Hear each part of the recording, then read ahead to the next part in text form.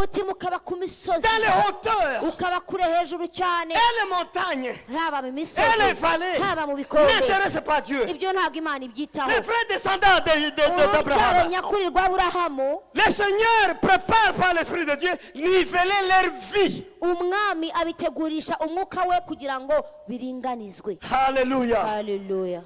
Ne soyez pas dans le corps du Christ, mais tu ne produis pas de bons fruits dans le corps du Christ. ntukabe mu mubiri wa Kristo nyamara nta mbuto za Kristo we. Et ça dans les bas et dans les hauts. kandi ibyo bijye bibera mu gikombe bibere no mu misozi. Les chutes et les montagnes. bijye bibera mu gikombe bibere no mu misozi. Que Dieu nous aide. Imana idutabare. Nous sommes ensemble. turi kumwe. Dieu ne veut pas ça. Imana ibyo Tout ce ntabyishaka. que nous amenons chaque jour comme souci. icyo tuzana imbere y'Imana buri gihe nk'imihangayiko. Chaque jour comme souci. ibyo duhora tuzana imbere y'Imana buri Ça n'a munsi jamais intéressé le royaume de Dieu. ntabwo ari byo umwami cyangwa ubwami bw'Imana Je crois bwateganyije. que je prêche ça toujours et je continue à vous rappeler. ibyo mpora mbibwiriza kandi mpora mbibibutsa. On nous disait avant, kera bajyaga si tu veux batubwira convaincre Dieu, ngo niba ushaka kwemeza Imana chaque fois que tu commences à prier, igihe cyose nutangira gusenga il faut pleurer en même temps. ujye unarira Tu amènes tes pleurs, hanyuma uzane amarira comme ça Dieu voit ça. hanyuma Imana ibona amarira Tu sais, un yawe. jour Dieu, uzi Imana il viendra, disons, essuyer les larmes. izaza guhanagura amarira yawe. En fait, celui qui vous a enseigné ça, il vous a trompé. umuntu wavuze kuriya yarabeshye. Je pense qu'il vous a trompé. nibwira ko yabeshye. Il vous a trompé. yarabeshye.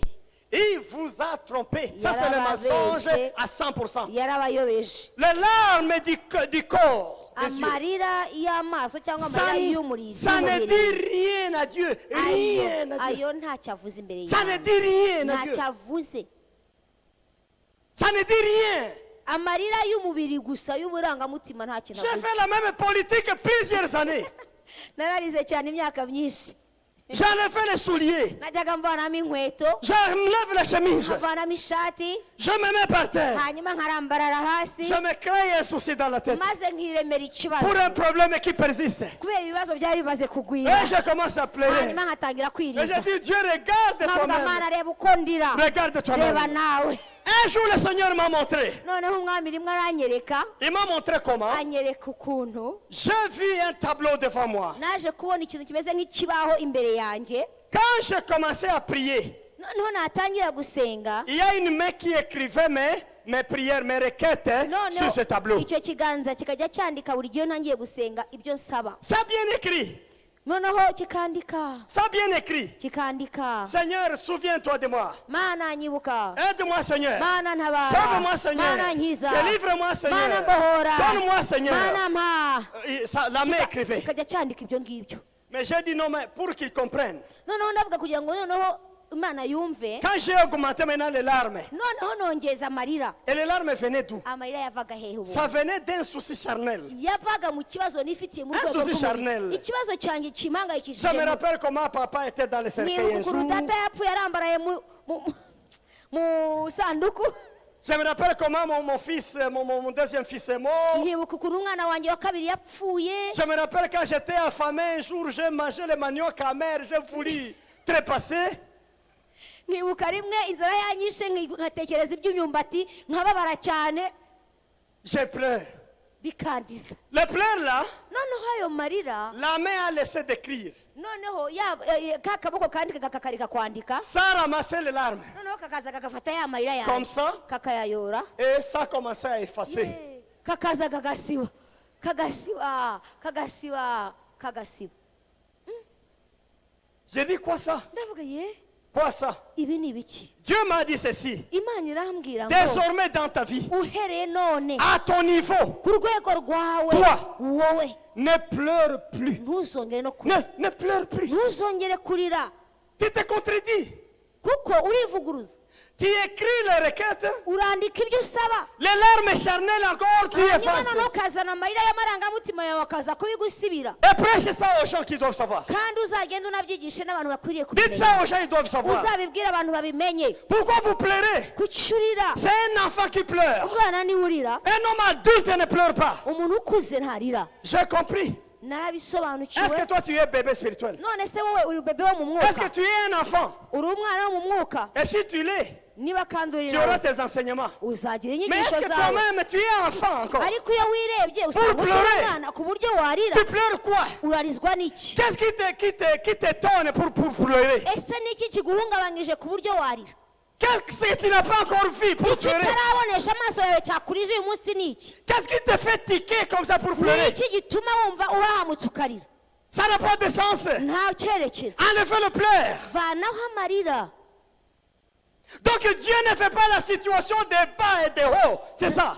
imana rero ntishaka ibizamuka n'ibimanuka gusa En haut, en bas. hasi En hejuru haut, en bas. hasi hejuru Lundi en haut, mardi en bas. kuwa mbere uri hejuru kuwa kabiri uri hasi La hache intorezo irakugeze va couper. izakata Va couper. izakata On met l'arbre de côté. hanyuma icyo giti kigwe C'est pour le feu. hanyuma kijyanwe mu muriro Mais l'arbre qui produit des bons fruits, la Bible ariko dit bons igiti fruits, cyera imbuto nziza ça va persévérer. kizagumishwa mu Et murima quel est cet arbre-là? icyo giti ni C'est ikihe l'arbre dans lequel le cœur a été nivelé par l'Esprit de Dieu. ni Ça a été igiti nivelé. nyir'umutima umutima we aringanijwe n'umwuka w'imana Que Dieu soit loué. imana ishimwe Vous voyez, quand vous lisez les Écritures, vous comprenez beaucoup de choses. C'est que les pierres peuvent nous remplacer dans les royaumes où nous sommes. Les pierres. iyo usoma ibyanditswe hari ibintu ugenda usobanukirwa uyu munsi tumenye yuko amabuye ashobora kudusimbura mu bwami bw'imana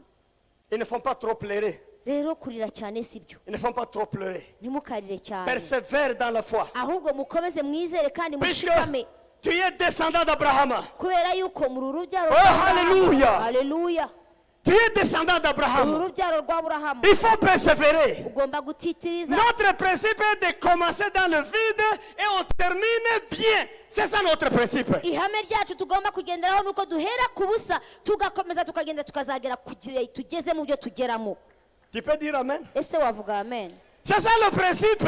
iryo niryo hame Maintenant, si nous connaissons le principe, pourquoi pleurer encore? none rero amahame ko tuyamenye turizwa On ne doit pas pleurer. ntabwo dukwiriye kurira Mes frères, il faut produire des bons fruits. ahubwo bene data twere imbuto nziza Il y a des fruits amers. hariho imbuto Des zisharira fruits amers. habaho imbuto Je zisharira ne sais pas si les hommes de Dieu ici ils ont aussi vu la façon là. Je vais l'expliquer un peu. sinzi n'abakozi b'imana babibona muri ubwo buryo ariko nabisobanura jyewe Des fois dans les visions, dans les rêves, quand tu vois manger le citron, le quoi. Vous connaissez le sens de ça? hari igihe umuntu ashobora kurota ariko akarota arya imbuto zishaririye ugasanga urimo urarya nk'indimu hari umuntu ibyo bintu bijya bibaho Le citron. kurya indimu Tu vas vérifier. uzabigenzure Quand tu as rêvé le citron, urose indimu cyangwa imbuto soit ishaririye on te donne le citron, cyangwa se umuntu akaguha imbuto y'indimu ou bien tu manges ça. cyangwa se ukarya indimu Contrôle ton comportement demain. ejo uzagenzure bukeye bwaho uzigenzure Tu rêves en train de manger la nourriture, mais avec trop de piment dedans. noneho ukarota urimo urarya ibiryo byinshi ariko ugasanga harimo urusenda rwinshi Ou cyane bien quelqu'un te donne du piment seulement dans cyangwa le se rêve. ukabona umuntu aguhereje nk'urusenda Contrôle la semaine, comment tu es. hanyuma icyo cyumweru uzakigenzura urebe ukuntu uzaba umeze Tu es trop méchant. usanga ufite uburakari Tu es trop n'umwaga méchant. ushaririye nyine Donc dans le spirituel, hein, rero mu mwuka des choses de citron, des choses de piment, ibintu bishaririye cyangwa bikarishye c'est signe de mauvais fruits dans ni le spirituel. ikimenyetso cy'imbuto itari nziza La journée, il n'y a pas de problème. Tu peux manger ça ku manywa naturellement. mu rugo wakwirira urusenda Je ukarya parle du n'indimu spirituel, s'il vous plaît. aravuga mu mwuka Quand tu rêves ça spirituellement, c'est un problème. nubirota ari mu mwuka bizaba ari ikibazo Spirituellement, ce sont des mauvais fruits. kubera yuko mu mwuka bigaragaza ko ari imbuto mbi Tu te sens mal à l'aise, la colère, la méchanceté. ukumva ufite Oui. umwaga ukumva urarakaye ukumva ufite umushiha Même si tu n'as pas rêvé ça. nubwo waba utabirose Si seulement tu te trouves le matin très colérique. ujye ukajya wisanga mu gitondo ubyuka urakaye Tu vois une mouche qui passe à côté de toi. umubu waguca iruhande Tu l'attaques, tu te fâches, tu commences à parler, dépasser par toi-même. umubu cyangwa isazi ikagucaho ukarwana nayo Il faut dire esprit de citron, toi, esprit de piment dans mon esprit. Évidemment. ujye wirukana umwuka w'urusenda cyangwa umwuka w'indimu cyangwa umwuka w'igisharira mu buzima bwawe. Mais il y a de bons fruits que la Bible dit. ariko habaho n'imbuto nziza Bibiliya Ça, c'est un ivuga. exemple seulement terre à aha terre. natangaga urugero Mais il rufatika y a de bons rusanzwe. fruits. ariko habaho n'imbuto nziza. L'arbre qui produit beaucoup de fruits. umuntu wera imbuto nyinshi, De bons fruits. imbuto nyinshi, Cet arbre ne sera jamais coupé. uwo icyo giti ntikizigera gikatwa Jamais. nta na rimwe. Là, je vais vous dire quoi. ndagusobanurira, En fait, dans Jésus-Christ, muri Yesu Kristo nous avons trouvé le refuge. twahabonye ubuhungiro, Nous avons une sécurité suffisante dans Jésus-Christ. twahabonye ubwihisho muri Yesu Kristo. Maintenant, au fur et à mesure, nous produisons de bons fruits en Christ. uko dukomeza gutanga imbuto nziza muri Kristo, Notre vie s'allonge sur ce monde, ubuzima dans ce monde. bwacu bugenda bwongererwaho uburame, Ça s'allonge dans ce monde. ubuzima bwacu Puisque nous burarama sommes en train de produire de bons fruits. kuko turimo dutanga imbuto Mais nziza. quand on n'a pas de bons fruits, ariko iyo tudafite imbuto la hache nziza, est là pour couper. intorezo iba itugezeho kugira ngo idukate. Je reviens encore là, mes frères, mes soeurs. ndahagaruka kandi aho, Tu as combien d'années dans cette église? umaze imyaka ingahe muri uru Combien rusengero? d'années? umaze imyaka ingahe uba muri iri Tu peux torero? répondre toi-même. wowe urayizi, Mais tu es toujours dans les hauts et les bas. Les ariko hauts et les bas, nyamara tous les uba jours. hejuru rimwe ubundi ukaba hasi. Faites attention. witonde. Je sais des prédications que je donne aux gens. hari inyigisho mbwira abantu, Je te prêche 3 ans si cela peut arriver. nshobora kukwigisha igihe cy'imyaka 3 Je iyo suis pasteur bibaye. dans une église de 3 ans, je prêche les gens, mais il reste en haut et en bas.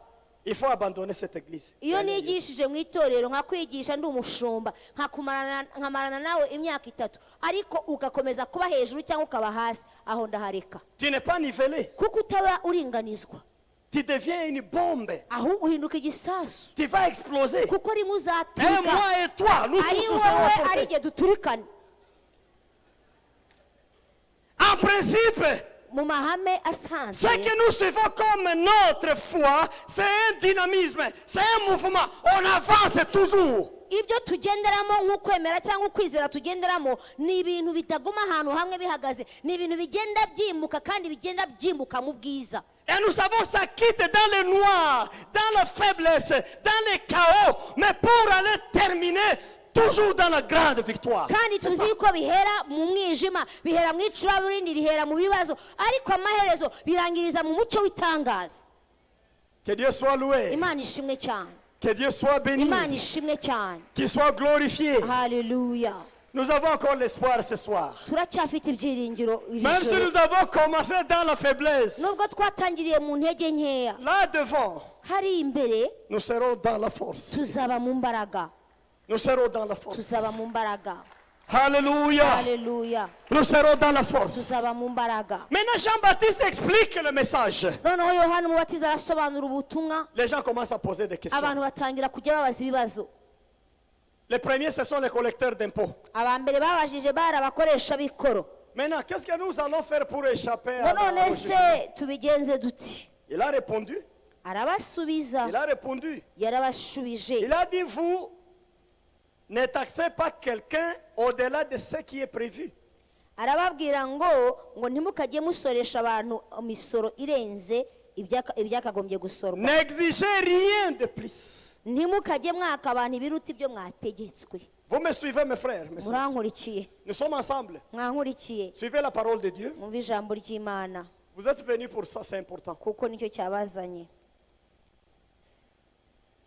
Ici à côté, en République démocratique du Congo, aha hirya muri Congo RDC, un passeport pasiporo cyangwa urupapuro rw'inzira, urwandiko rw'inzira coûte $160. $160. rugura amadolari 160.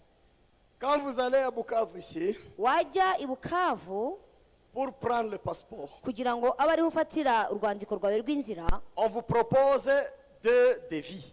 baguha proforma ebyiri. Si tu veux que ça prenne 1 mois, niba ushaka ko pasiporo yawe izamara ukwezi, c'est $350. urishyura amadolari 350. Si tu veux que ça vienne express, niba ushaka ko ruza rwihuse, tu payes $400. urishyura amadolari 400. Ça m'arrive un jour. noneho rimwe reka bimbeho, J'ai dit, mon frère, ndavuga mwene data, mon frère, mwene data Je sais que tu as des chefs, des chefs, des ndabizi ko chefs. ufite abayobozi n'ababayobora n'ababayobora n'ababayobora Ce travail n'est pas bon. uyu murimo urimo ukora si mwiza Tu paieras cher ça toute ta vie et tes enfants paieront cher. kandi ikiguzi cy'ibi ngibi kizakubaho no ku bana bawe Le passeport, c'est ça, $60. pasiporo igura amadolari 160 Tu me demandes 400. none uransaba magana Mes frères, donc 400 à partir de 150, c'est plus de 100% de plus que vous donnez à quelqu'un. ni amafaranga arenze 100% ry'igiciro cy'ibanze cyangwa fatiro Mais umuhaye celui qui est umuntu. en charge de ce service noneho ukuriye iyo serivisi dans la province, aho mu ntara il est chrétien dans une église. ni umukristo wo mu rusengero Il est runaka chrétien dans une église. ni umukristo Celui qui est chargé de capture lui-même, hanyuma noneho ushinzwe kwandika cyangwa kureba il est amadosiye yawe chrétien dans une ni église. umukristo mu rundi rusengero Les pasteurs, regardez maintenant le problème que vous avez. noneho bashumba nimundebere ikibazo Celui-là vient le dimanche. uwo nguwo araza ku cyumweru Vous pensez que c'est un riche qui vient dans l'église. ukibwira yuko ari umukire uje mu Et rusengero pourtant un pauvre qui vient dans nyamara ni l'église. umutindi wo kuba bari uje mu rusengero Vous donnez la première place. hanyuma ukamwicaza ku ntebe y'imbere Il s'assoit là-bas. akicara hariya C'est un homme plein de malédictions d'abord. kandi yuzuye umuvumo Il a volé des millions et des millions de amaze personnes. gutwara amapasiporo n'amapasiporo n'amapasiporo Cet homme, hein, uwo mugabo vous le prêchez. uramubwiriza Vous le prêchez. ukamubwiriza Vous le prêchez. ukamubwiriza Une année passe. ariko umwaka ugashira Vous voyez là un gros ventre comme ça. agatangira kuzana agasozi Vous pensez que c'est un riche. ugatangira kwibwira ko ari Quand il umukire vient vous dire ses problèmes, noneho yaza kubwira ibibazo afite il a des milliards de problèmes de aba la vie. afite ibibazo nka toni Il a des montagnes. aba afite imisozi Il a des vallées. aba afite Il a n'ibikombe des montagnes. afite imisozi Il a des vallées. afite n'ibikombe À un moment, il se révolte. noneho rimwe akigaragaza Il dit, pasteur, akavuga mais bushumba Dieu ne répond pas. ko imana itavuga Je suis fatigué. ndarushye Et pourtant, nyamara c'est un collecteur d'impôts. ni umukoresha w'ikoro Il est en train de voler la kandi population. yasabye ibirenze ibitegetswe Il est en train de nourrir ses enfants de arimo malédiction. aragaburira abana umuvumo Il donne le poison à sa famille. arimo araroga umuryango Mais il est we membre d'une église. kandi ari uwo mu À un rusengero moment, nous donnons des micros aux hommes comme ça. hari igihe tuhana amamikoro Puisqu'il a abantu nk'abo d'influence, il a l'argent. kubera yuko afite ijambo Et il nyamara commence akijyana à lancer ses malédictions devant le hanyuma peuple de ya Dieu. mivumo ye agatangira kwirirwa yimena ku bana Et pourtant, c'est b'Imana. quelqu'un qui est hors du royaume. kandi uwo muntu atari uwo mu bwami Celui-ci n'est pas vrai descendant d'Abraham. uwo ntabwo ari uwo Il mu n'est pas bwami vrai bwa descendant Aburahamu. d'Abraham. ntabwo ari umwana wa aburahamu Jean-Baptiste a répondu. yohana umubatiza Si yarabivuze vous voulez échapper à la punition, aravuga ngo niba mudashaka guhanwa ne demandez pas un taux de plus ce que ça a été établi. ntimugasabe ibirenze ibyategetswe Soyez honnête. mube abantu b'ukuri Soyez juste dans mube ce que abantu vous faites. bakiranuka Mais est-ce qu'ici je prêche aujourd'hui? uyu munsi ndimo ndabwiriza Est-ce que tout le monde ici a échappé à la tentation là? ese buri muntu wese aha yarenze icyo De kigeragezo demander juste ce qu'on a prévu. ari mu rwego rwo gusaba ibyategetswe gusa Il y a des gens aujourd'hui, n'aha hari même abantu signer un document, no kugira ngo agusinyire il doit d'abord tourner le papier et abanza akagucurika il le met dans l'armoire. akabijyana hariya Il dit aujourd'hui je suis malade. akavuga ko arwaye uyu munsi Au Rwanda, j'ai vu quelqu'un aussi qui dit mu rwanda nabonye umuntu je suis malade. avuga ngo ararwaye La main, les doigts souffrent. avuga ngo arwaye intoki Les doigts souffrent. ngo yarwaye intoki Attendez, quand je vais me rétablir, je vais signer. ngo nimutegereze nyiri intoki Mais après, quelqu'un m'a dit noneho umuntu aza kumbwira eh, ngo he eh, c'est fini. byarangiye Vous comprenez? ubwo wabyumvise nawe Mais celui-ci, ariko uwo il pense qu'il est descendant d'Abraham. yibwira yuko ari umwana wa aburahamu Mais il nawe n'est pas descendant ariko d'Abraham. si umwana wa aburahamu Il n'est pas descendant ntabwo ari d'Abraham. umwana wa aburahamu À la place de celui-ci, ahubwo mu mwanya we Dieu va amener les pieds. imana izazana Il va le amabuye faire entrer dans le iyazana royaume iyashyiraho mu bwami pour les considérer comme descendants kugira d'Abraham. ngo ayo mabuye yitirirwe ko ari urubyaro rwa aburahamu wo gushyiramo umuntu nk'uwo Vous voyez ce qui bloque un peu? murabona ibintu C'est bizitira un abantu exemple. Hein? ni urugero Un exemple. ni urugero gusa Un exemple ni seulement. urugero Jean-Baptiste a répondu. yohana umubatiza Ne demandez yarasubije rien de charge. aravuga ngo ntimuzasabe ikirenze icyategetswe Mais ce qui m'étonne aujourd'hui, ikintangaza rero uyu même dans le munsi ministère où nous no sommes, mu murimo turimo quand nous avons commencé à servir le Seigneur, dutangira gukorera imana nous ne savions pas qu'il y avait des salaires dans le ntabwo ministère. twari tuzi ko habaho On ne imishahara savait pas. ntabwo twari tubizi Pour moi, le salaire, c'est quelque chose d'avant-hier dans le ngewe ministère. umushahara ni ikintu cy'ejo bundi gusa Nous avons servi le Seigneur. twakoreye imana Nous avons monté et descendu. twarazamutse turanamanuka Nous étions fatigués. turaruha Ce qu'on avait, on profitait comme ça. icyo twabonaga twaragishimaga Pendant notre temps, mu gihe cyacu s'il y avait des problèmes d'argent, iyo habaga ikibazo cy'amafaranga on se privait de tout ce qu'on avait pour dire c'est la grâce du Seigneur. On laisse ça pour la gloire du Seigneur. ibyo twabaga dufite twabyivanagaho tukabirekura tukavuga ngo nibikore ku bw'ubuntu bw'Imana Mais aujourd'hui, je rencontre des gens, ariko uyu munsi ndahura n'abantu même pour soulever le baffle ici, umuntu kugira ngo aterure bafure hano prendre ça ici, amener là, ayivane hano ayijyane hariya toutes tes hanze factures. akakwandikira ngo uzamwishyura C'est pour qui ça? n'iyandi C'est pour qui le baffle? iriya bafure n'iyandi C'est pour l'apôtre Paul ça. niya Gitwaza C'est pas pour lui. ntabwo ari iye C'est pour qui? iriya n'iyandi C'est pour ce bishop ici. niya Bishop C'est Safari pas pour Bishop. ntabwo ari iye C'est un bien de Dieu. ça. ni ikintu ni Mais- igikoresho mu nzu y'Imana Quelqu'un pour prendre ça, ariko umuntu kugira ngo ayiterure amener là-bas. ayimure ayishyire Il dit, hariya vous allez payer aravuga combien? ngo muranyishyura J'ai trouvé angahe beaucoup de frères comme ça aujourd'hui. nabonye bene data benshi bameze Ils ne batyo sont pas vrais descendants d'Abraham. abo ntabwo ari urubyaro rwa Aburahamu Voulez-vous que je vous dise? mbabwize ukuri Je vous fais du mal, n'est-ce pas? ndabizi ndi kubavuna Je vous dérange. ndi kubababaza Mais vous n'allez pas bloquer ma bouche, je vais ni parler. hahandi ndavuga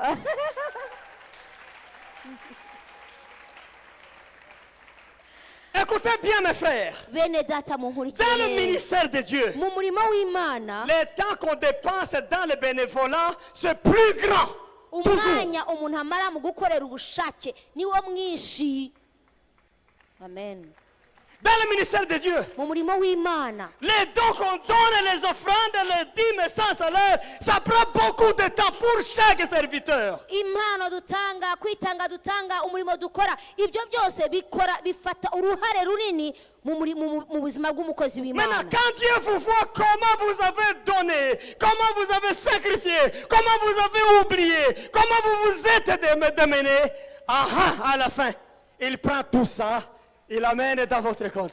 Il vous donne. haleluya ariko Imana iyo ibitegereje ikareba umwanya wamaze ikareba ibyawe watanze ikareba igihe cyawe watanze hari igihe kimwe ibifata byose ikabikusanya ikagenda kubikubikira mu bubiko bwawe Alléluia. haleluya Alléluia. haleluya Les vrais descendants d'Abraham, urubyaro rwa Aburahamu ils savaient que devant il y a quelque chose. bazi yuko imbere hariya hari icyiza Ils savaient cyategereje que devant, obligatoirement, il y a quelque chose de bien. bazi yuko uko byagenda kose hariya imbere hari ingororano Obligatoirement, il y a quelque chose de byanze bien. bikunze ingororano irahari Que Dieu soit béni, Imana ishimwe qu'il soit glorifié, Imana nihabwe qu'il icyubahiro soit élevé notre Imana Seigneur yacu nihabwe Jésus-Christ. ikuzo Ils ne font pas demander un franc de plus par rapport à ce qu'on a prévu. Ne faites pas ça si vous êtes vrai descendant d'Abraham. rero ngo ntimugasabe ibiruta ibyo mwategetswe niba koko muri urubyaro rwa Aburahamu rw'ukuri Ça, c'est très compliqué. ni ibintu bigoye Ça, c'est très compliqué. biragoye cyane Nous sommes partis pour le commerce un jour. twagiye mu bucuruzi rimwe Et l'ami avec qui on était, hanyuma inshuti yanjye twari turi kumwe à un moment, il s'est retrouvé et dit, mais pasteur, j'ai fait une erreur pour t'amener. arangije arambwira ati mukozi w'Imana uzi ko nakoze amakosa kukuzana muri ibi bintu Mais entre là, tu peux prendre le fantôme, moi je continue à... arambwira ati uba winjiye Tudile. hariya winywereka fanta agiye mbanze nshugurike C'est difficile. ni ibintu bigoye C'est difficile. ni ibintu bigoye C'est difficile. Je vais vous montrer pourquoi c'est difficile. impamvu nkubwira ko bikomeye ndayikwereka C'est difficile. biragoye Dieu n'a pas d'excuse. ntabwo Imana igira Le inzitwazo jugement présent dans le monde, kubera yuko urubanza mu bantu ça considère tout ça. rureba buri wese Tout ce que tu as gagné malhonnêtement, icyo waronse kandi ukakironka nabi tu ne meurs pas avec. ntabwo upfana nacyo Dieu te retire ça avant. Imana irakikunyaga Il mbere, remet aux ayants droit. hanyuma ikagisubiza Toujours, c'est un jugement déjà. kuko niko bimeze nirwo rubanza rwayo Toujours. niko bihora Vaut mieux rester dans la pauvreté pour être riche demain. wakwigumira uri umukene ukazatunga ejo hazaza Au lieu de rester riche tous les jours avec ce que vous gagnez malhonnêtement, et demain vous êtes un grand pauvre. aho kugira ngo ube umukire wa cyane iminsi yose kandi ari amahugu ejo ukazasoza uri umukene C'est très froid le message. ubutumwa burakonje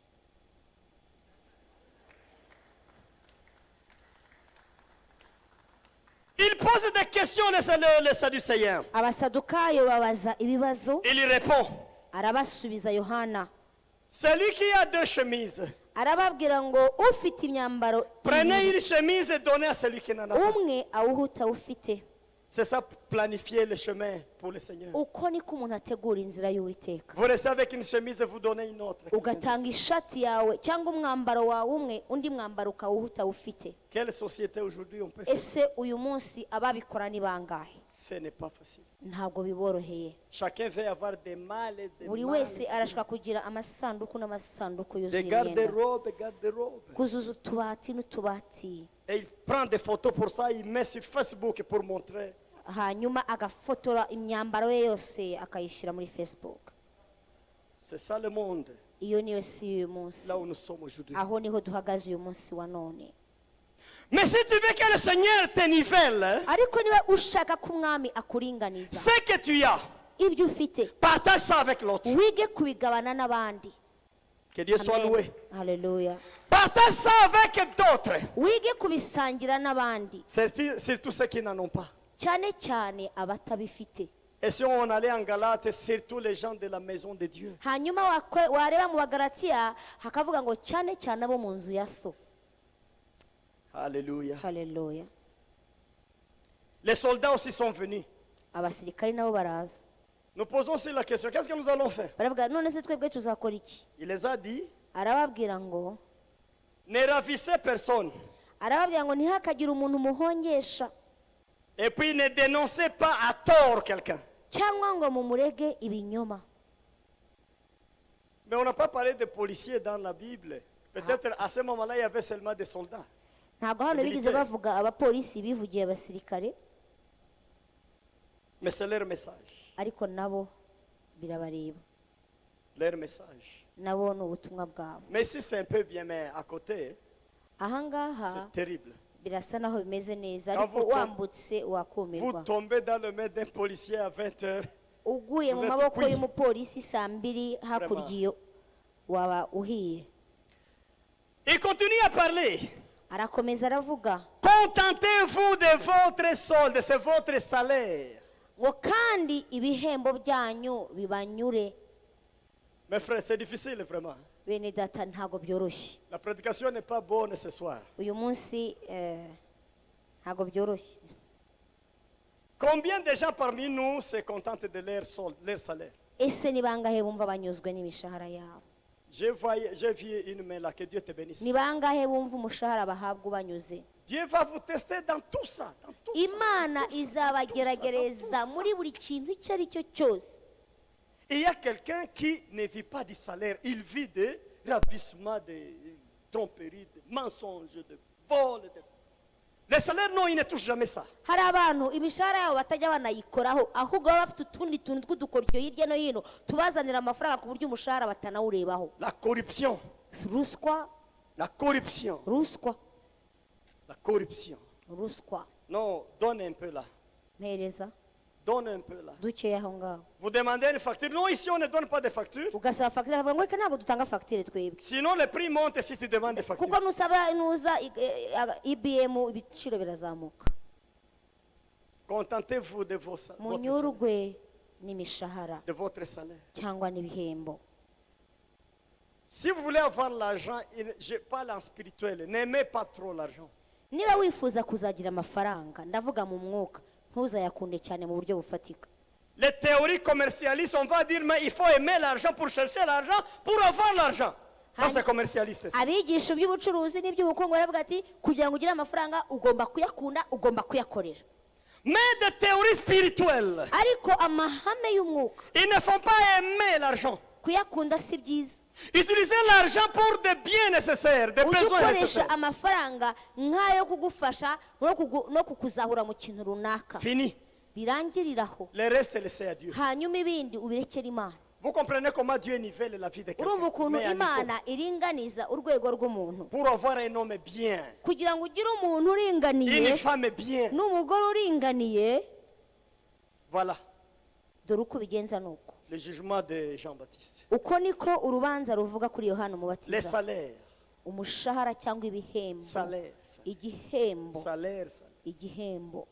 Et puis quand je prêche comme ça, les gens me disent, ah, c'est comme si le pasteur a un grand salaire. Maintenant, il est... ubu rero abantu bashobora kuba bavuga ati buriya umushumba rero ahembwa menshi.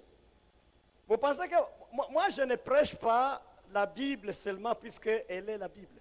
Ntago jyewe mbwiriza bibiliya kuko ari bibiliya, Je prêche ce que j'ai vécu. ahubwo mbwiriza ijambo ry'Imana kuko nabaye mu ijambo ry'Imana. J'ai passé un temps où on travaillait pour Dieu sans salaire. On allait prêcher à 8 km à pied. Et on Nakoreye Imana igihe twabagaho nta mushahara dufite, ukajya kubwiriza ahantu n'amaguru ibirometero 8 ukagaruka. beaucoup d'années. Imyaka myinshi On commence à travailler. dutangiye gukora, Les salaires qui achetaient 2 kilos de sucre. umushahara wabashaga kugurira ibiro 2 by'isukari. Et Dieu, c'était, il te regarde. Kandi Imana ikakureba gutya, Te regarde. ikakwirebera hariya hitaruye, Te regarde ça. ikakurebera hariya, Vous priez. ugasenga, Vous négociez le ciel. ugasaba ijuru ngo rigire icyo rikora, Il vous regarde. Imana ikakurebera. Il regarde comment vous allez gérer les 2 kilos de sucre. Non. Et vous avez l'enfant. Et quoi? Tout ça, tout ça. Imana ikareba ukuntu uzagenza bya biro 2 by'isukari, ufite umugore, ufite umwana, ufite n'ibindi. Je vous ai encore dit ici, ceux qui se rappellent comment ces garçons-là, on voulait se battre pour un morceau de viande trop petit comme ça. Sinzi na rimwe nayibwiye, ariko hari igihe jye na Salomo twendaga kurwanira agace k'inyama, Il est encore comme ça. angana atyo ari mutoya, Il n'y a qu'un petit morceau de kandi viande. hasigaye intongo imwe y'inyama. J'ai prêché hier, je suis foutu, je suis affamé sérieusement. Nabwirije ndushye nshonje, Je voulais avaler ça. nshatse kuyifata, L'enfant aussi veut prendre. Salomo ashaka kuyifata nawe, Moi j'étais rapide, je suis grand. j'ai ndihuta pris. ndayifata, Quand je mets ici, yishyize mu kanwa, l'enfant se jette sur araza moi. arasimbukira. Papa, papa.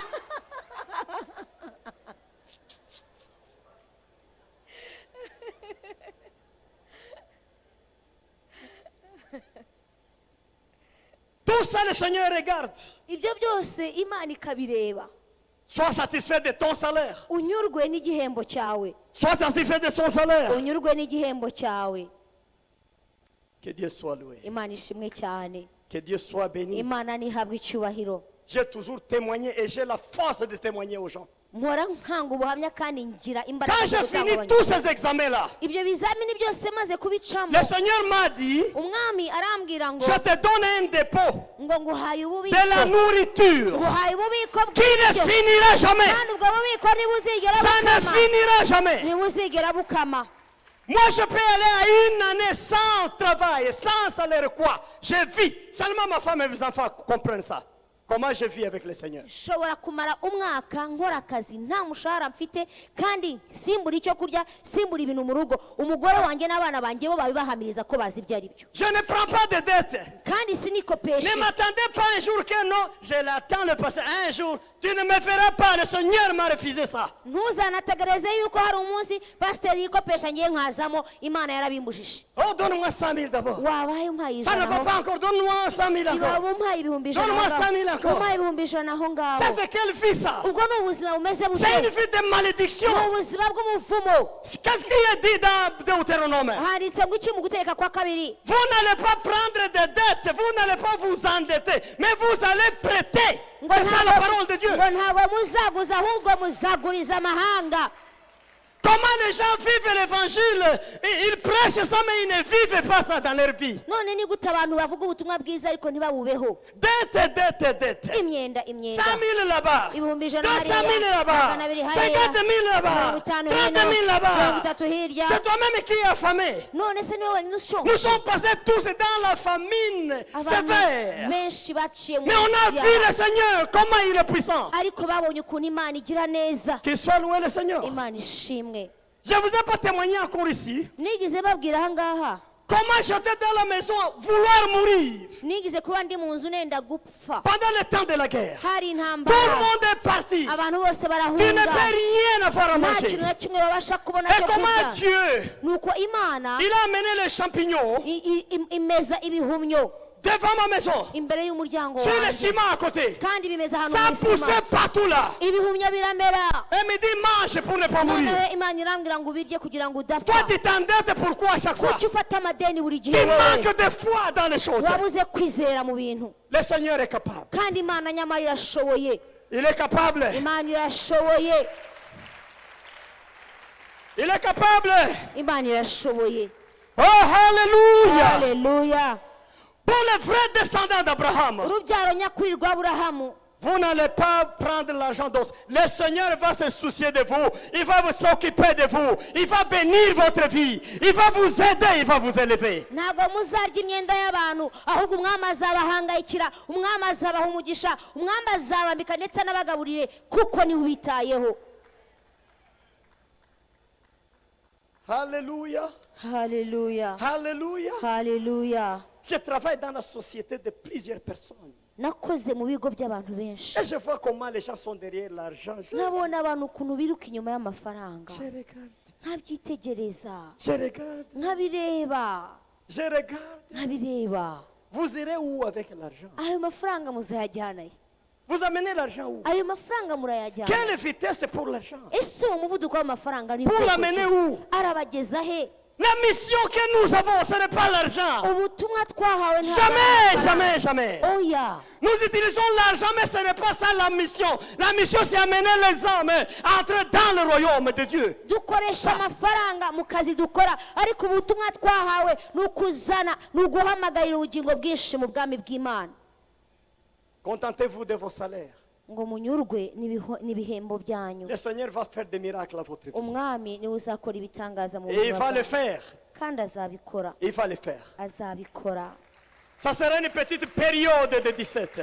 bizaba igihe gitoya cy'inzara Mais après ça, le Seigneur va vous ariko réhabiliter. nyuma y'iyo nzara umwami azabashumbusha Et il va vous réhabiliter. umwami azabasubiza Alléluia. haleluya C'est-à-dire, il y a du jugement bivuga ngo hari urubanza pour les gens qui sont bas toujours ou qui sont hauts. kubw'abantu bari hasi cyane n'abantu bari hejuru cyane Mais celui qui accepte d'être nivelé, ariko umuntu wemera kujya mu rwego cyangwa mu kuringanizwa c'est une promesse pour tout le monde. uwo nguwo ni isezerano ahawe Le Seigneur doit bénir. umwami azamuha umugisha Il va bénir. umwami azamuha Le umugisha Seigneur doit bénir. umwami azamuha Il n'y a umugisha pas de jugement pour les justes. Il n'y en a pas. kuko nta teka ricirwa ku Puisqu'il marche bakiranutsi étant nivelé, kubera ko bagenda haringaniye étant réglé. bagenda baringanijwe Et les hommes de Dieu qui m'écoutent, kandi abakozi b'imana mu nkurikiye évidemment, je termine mon message. kuko ndasoza ubutumwa bwanjye Nous devons beaucoup prêcher ce monde. tugomba kubwiriza iyi si kandi Beaucoup cyane prêcher ce monde. tugomba kubwiriza iyi si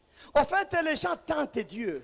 abantu bajya bagerageza imana Il est bas tous les jours. ahora hasi igihe cyose Il est en haut dans les montagnes. cyangwa akaba mu misozi igihe cyose Mais il fait des miracles de l'église. ariko arashaka kuba mu bitangaza by'itorero Ça va tarder. bizatinda Mais si tu acceptes d'être nivelé, ariko niwemera gushyirwa ku rwego nivelé, ukaringanizwa il y a automatisme dans les choses, tu ne peux pas comprendre. hari ibintu byikora mu bintu by'imana Que Dieu soit loué. imana ishimwe cyane Que Dieu soit loué. imana ishimwe cyane Combien sont fâchés ce soir? abantu bandakariye umugoroba ni bangahe Montrez-moi si vous êtes fâchés. abantu barakariye ubutumwa Il n'y en a pas. ndabona ntawe Combien sont bénis par le Seigneur? abahawe umugisha n'iri jambo Que Dieu vous bénisse. imana nibaha umugisha Que Dieu vous bénisse. imana nibaha umugisha Marchons dans l'honnêteté. reka tugendere mu kuri Marchons dans l'honnêteté. reka tugendere mu Dans la kuri vérité. tugendere mu kuri Là où c'est oui, il faut dire oui. aho uvuga yego Là où c'est yego, non, il faut dire non. aho uvuga oya ibe N'ayez oya pas peur d'homme.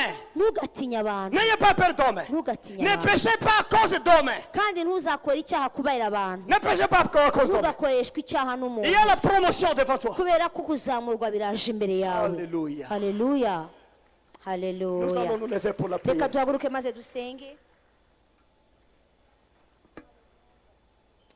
Alléluia. Alléluia. Tolérez seulement 2 minutes.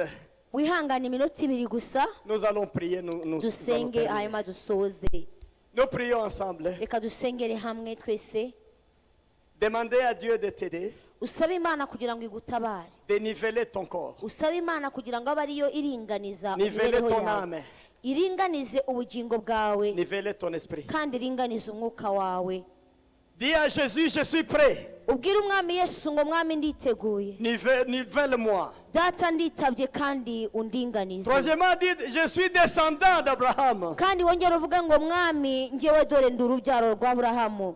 Je suis héritier de toutes tes promesses, Père. ndi umuragwa ku migabane yawe yose mwami. Ouvre la bouche et nous allons bumbura prier. akanwa kawe maze usenga uyu mugoroba. Oui, Seigneur Jésus, merci. Yesu mwami wacu Merci pour ta parole, Père. urakoze kubw'ijambo ryawe. Nous sommes des héritiers d'Abraham. turabaragwa b'amasezerano ya Par Aburahamu. la foi, nous sommes les héritiers du royaume. ubwo kwizera mana turabaragwa bw'ubwami bwawe. Les héritiers des grandes promesses que tu as promises. abaragwa b'amasezerano akomeye yawe mwami. Oh, toi qui bénis les gens qui t'aiment. wowe uha umugisha abagukunda. Toi qui bénis les gens qui te cherchent. wowe uha umugisha abagushaka. Toi qui bénis les gens qui supportent. wowe uha umugisha abihangana. Toi qui payes les gens qui sont honnêtes devant toi. wowe uha umugisha abanyakuri imbere yawe. Aide-nous, Seigneur. dutabare mwami. Aide-nous, Seigneur. dutabare mwami. Nivelle nos vies. udushyire ku rwego rukwiriye. Nivelle nos vies. uringanize ubuzima bwacu. Nivelle nos vies. uringanize imibereho Nivelle yacu. ma vie. uringanize imibereho Nivelle la yacu. vie de mon frère. uringanize imibereho ya Nivelle la bene vie de ma soeur. uringanize imibereho ya mushiki wawe. Nivelle les frères et les frères et les sœurs. uringanize imibereho yacu. Nivelle ton église. Alléluia. ryawe mwami. Nivelle ton église. uringanize ubwoko bwawe mana. Nivelle ton église. uringanize itorero ryawe. Nivelle ton église. uringanize itorero ryawe. Nivelle ton église. uringanize itorero ryawe. Nivelle ton église. uringanize itorero ryawe. Nivelle ton église. uringanize itorero Par la ryawe. puissance du Saint-Esprit. kubw'imbaraga z'umwuka wera. Nivelle ton église. ringanize itorero ryawe mana. Nivelle ton église. ringanize itorero ryawe mana. Nivelle ton église. ringanize itorero ryawe. Oh, gloire à Dieu.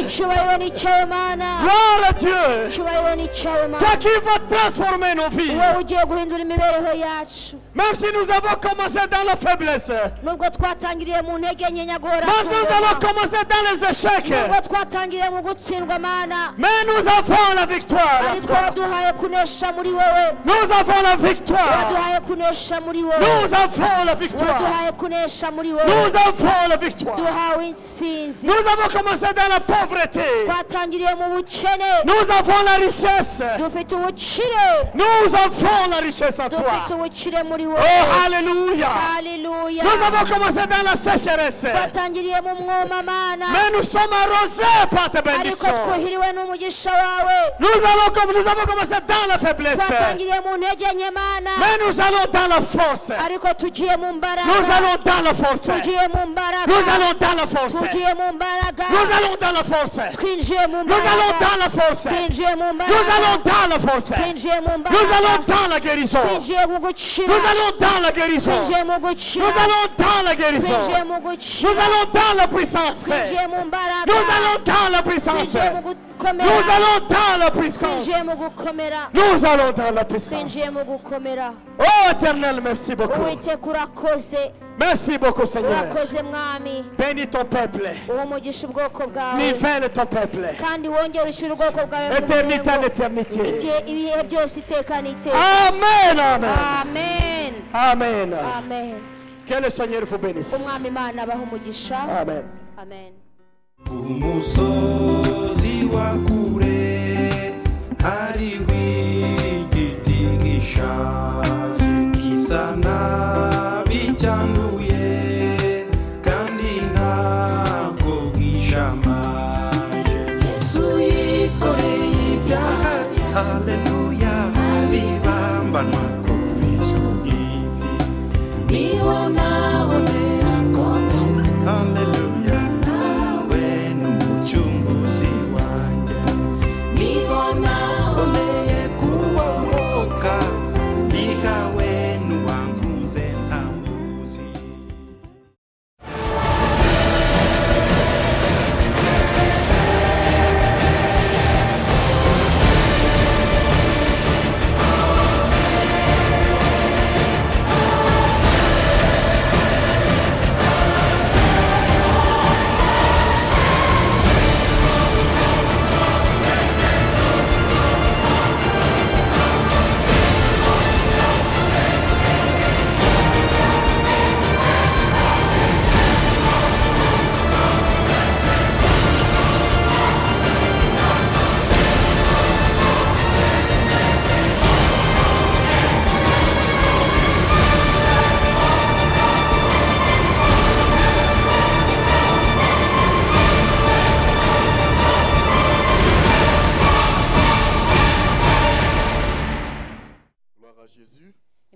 ashimwe cyane. Merci, Dr. David. Murakoze Dr David. Que Dieu vous bénisse. Asseyez-vous en sa présence. Imana nibaho umugisha reka mwicare mu kubaho kw'Imana. Je rends grâce à Dieu qui m'a permis encore une fois de plus d'être à la maison. Ndongera gushima rero Imana kuko yongeye kunyemerera ko mba muhira.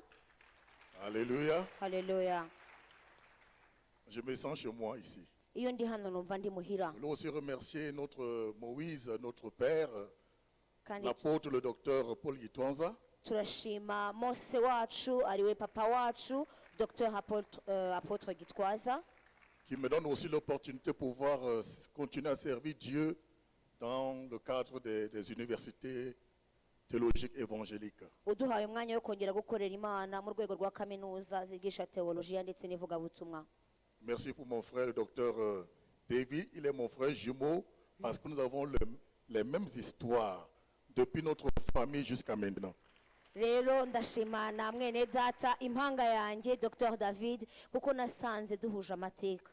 Et je remercie le collège des anciens Ndashima ndetse de l'église n'itsinda Zion ry'abakuru bo qui muri permet à ce que itorero je puisse Zion parler au peuple de Dieu ce matin. bemera yuko iki gitondo mbasha kuganira n'ubwoko bw'Imana. Nous allons parler en quelques minutes Turavuga mu kanya gatoya sur un thème particulier ku mutwe w'amagambo pour ce que Dieu est en train de faire. kubw'iby'Imana iriho irakora. Et ce thème fait partie de notre vie en tant qu'enfant de Dieu. Kandi uwo mutwe w'amagambo tugenderaho ni nk'aho ari wo ugize ubuzima bwacu abitwa abana b'Imana. Merci pour mon interprète. Ndashima kubw'umusemuzi Je wanjye. me souviens, on a bien travaillé à Africa Goroka, Ndibuka yuko twakoranye neza muri Afurika haguruka. mais on t'invite au Cameroun. Hein? Vous dites? On t'invite au Cameroun. Oh, ndararitswe nzajya muri Cameroon. Alléluia. Amen, amen. On l'a reconnu dans les médias, à l'Internet. Twaramubonye atambuka kuri media, kuri internet. On dit que c'est une femme de feu. Bakavuga ngo ni umugore w'umuriro. Amen. Alléluia. Amen. Je voudrais vous dire, la vie chrétienne n'est pas une aventure. Reka mbabwire ubuzima bwa Gikristo ntabwo ari ibintu byoroheje umuntu apfa kwinjiramo gusa. C'est une carrière. Ahubwo ni nk'umurimo umuntu ahindura akabamo inzobere Et dans cette yawo. carrière, il faudrait que nous remplissions efficacement notre ministère pour qu'à la fin, nous soyons approuvés par Dieu. nk'umurimo rero twiyemeje gukoramo tugaba nk'inzobere muri wo tugomba kuwukora tuwushishikarije kugira ngo hanyuma yabyo tuzabashe kubona Imana. Dans cette carrière, Muri uwo à murimo la fin, tu peux être approuvé comme tu peux être désapprouvé. uwo murimo iyo urangiye ushobora kwemerwa cyangwa se ntunemerwe. Et tant que tu as commencé au point A pour atteindre le point Z, Igihe rero watangiriye ku nyuguti A cyangwa se ku itangiriro ukazagera ku iherezo ryawo, la sentence tombe au point Z, mais pas entre A à Z. urubanza rujya ruza bigeze ku iherezo neza, ntabwo urubanza rujya ruza hagati ya A na Z. Et j'ai choisi un thème de méditation pour nous ce matin Iki gitondo rero hari ijambo nahisemo yuko twaza kuganiraho que je cyangwa umutwe trouve w'amagambo, que c'est un défi que chaque enfant de Dieu doit relever. kandi maze kubona yuko buri mwana w'umukristo cyangwa buri mukristo wese ari umuhigo cyangwa ari ikimuhinyuza agomba gucamo. J'ai choisi pour nous le texte de 1 Timothée chapitre 6, Natoranyije ibyanditswe byo muri Timoteyo wa mbere igice cya 6, du verset 11 au verset 12, turasoma kuva ku murongo wa mbere kugeza ku wa 12, que je vais aussi lire en français pendant que la servante de Dieu va lire aussi en Kinyarwanda. turasoma muri Timoteyo wa mbere igice cya 6 umurongo wa 11 n'umurongo wa 12. C'est l'apôtre Paul qui écrit à son fils Timothée. Ni intumwa Paulo yari irimo yandikira umuhungu we Timoteyo cyangwa umwana we wo mu mwuka Timoteyo. Et je voudrais que tout Zion m'écoute ce matin. Kandi ndifuza yuko ubwo butumwa Zayoni yose Je yabwumva me nayo. tiens ici avec la voix de l'apôtre Paul Gitwanza pour te Pourquoi? parler, toi qui es son enfant. Uko mpagaze ahangaha mpindutse intumwa Paul Gitwaza kugira ngo nkubwire wowe umuhungu we umukobwa we uri hano. Parce que Timothée était le fils de l'apôtre Paul. Kubera ko Timoteyo uwo yari umwana wo mu mwuka w'intumwa Paulo. Il dit, pour moi, homme de Dieu, fuis ces choses et recherche la justice, la piété, la foi, la charité, la patience, la douceur. Combat le bon combat de la foi, saisis la vie éternelle à laquelle tu as été appelé et pour laquelle tu as fait une belle confession en présence d'un grand nombre de témoins. Je te recommande devant Dieu qui donne la vie à toutes choses et devant Jésus-Christ qui fit une belle